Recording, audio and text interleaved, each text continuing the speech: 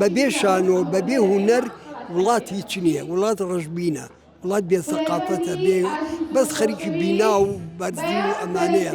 عالەم گەڵتەمان پێکە عادیلیمامیان هێنا بۆ ئێرە وتیان بەچی پێکەن بینایە پیشان دەبینە عیمارات و کۆشکوانە وتی وەڵی ئەمە بەمە وڵات نازناسرێ بە دنیا، ئێوە هوەر بکەن، هوەر دنیاتان بە دنیاتان ناسێنێ.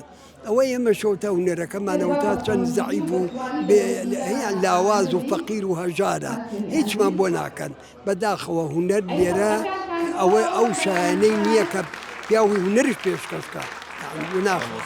کاتێ هوەرمەندەکانێ بینی کە تەمەنیان گەورە بووە و دەستیانە گیریە بە گۆچان ئەڕۆن هەستە بەچی کرد؟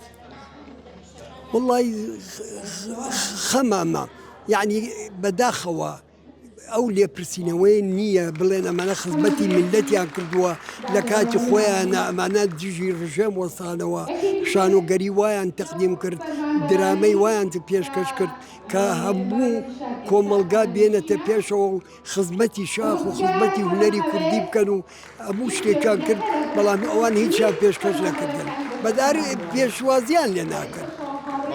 گەردەلول گەیشت بەچی چیتان کرد بۆ گەردەلول؟ وەڵی گەردەلول لەسەر وەستاوە